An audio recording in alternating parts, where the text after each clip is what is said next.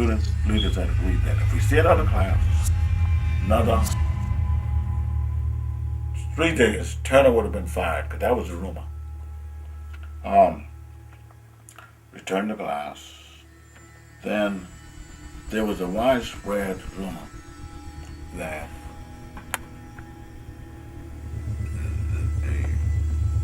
Turner, keep it in place now in sequence.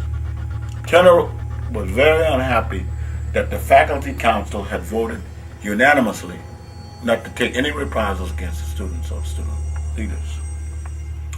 And so Turner sought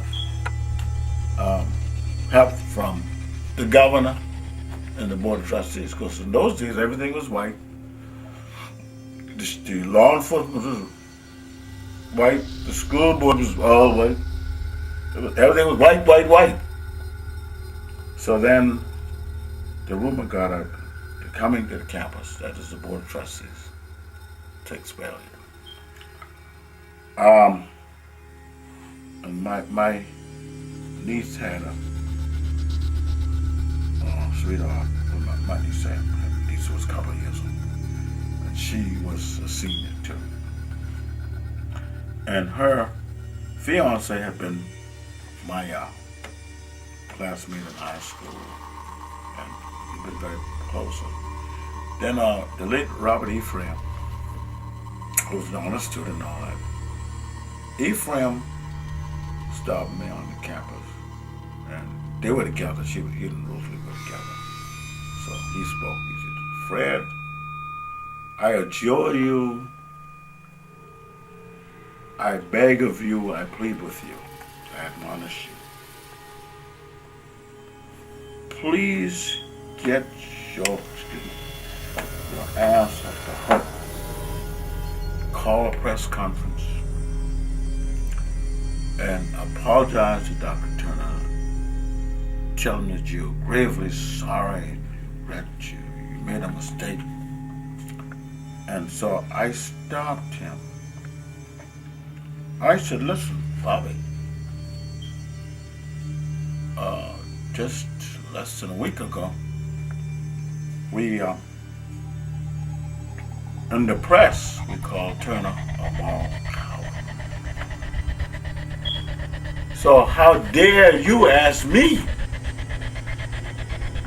And then when I said that, my niece screamed out. "I know damn well you're going to try to play some hero, and my grandmother struggled to help keep you in school."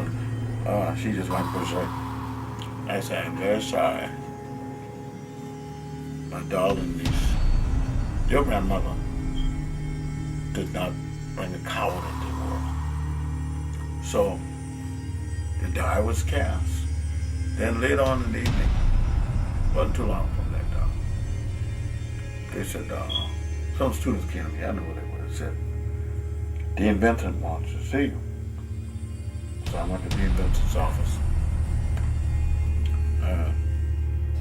He was already virtually in tears. He said, "Fred, sit down." He said, "Turner has asked me to bring you to a meeting of the board of trustees.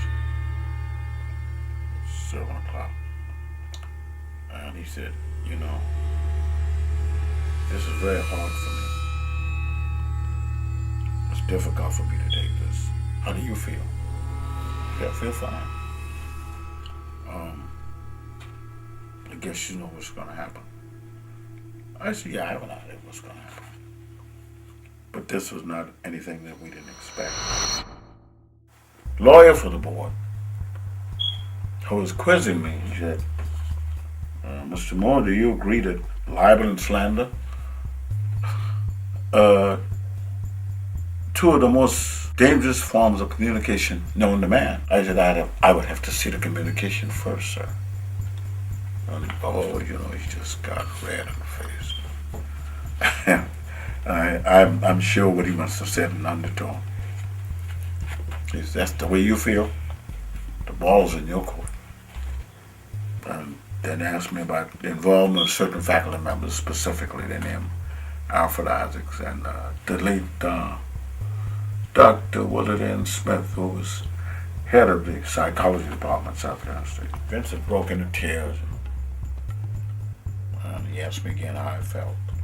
I said, feel fine. So then they resumed, and the chairman of the board, and you all named that dormitory for that crazy, that despicable racist. He said, Mr. Moore, it's the decision of this board, unanimous decision of this board, that you be expelled from the institution. So I said, would you tell me why I'm being expelled? He said, well, you have been guilty of bad conduct. You've broken college rules and regulations.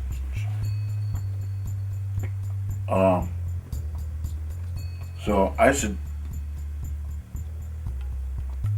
do you consider bad conduct part and parcel of leading the student body in a justified movement, such as petitioning for redress of grievances under the First Amendment? I said, then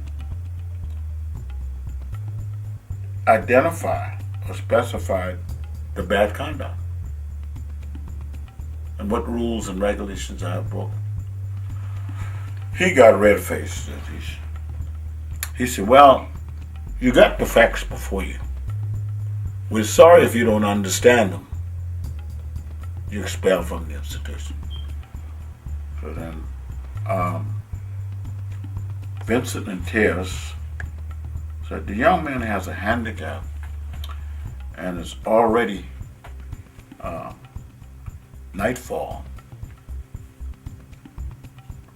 Would you let him remain overnight to get his things together so that he can leave the campus? And the board, white people traditionally use this kind of strategy on us. The chairman of the board says, that's up to Dr. Turner. Dr. Turner, what do you have to say about it? So Prexy said, I want Fred to leave now. Dr. Nance is dead, and this historical, not note, but notation, needs to be included. Turner asked us to leave by, Mr. Vincent and myself, by a rear door to the office. But guess what? When we opened the door to leave, Monsieur and Monsieur Nance, frat brother Nance, was standing by the door.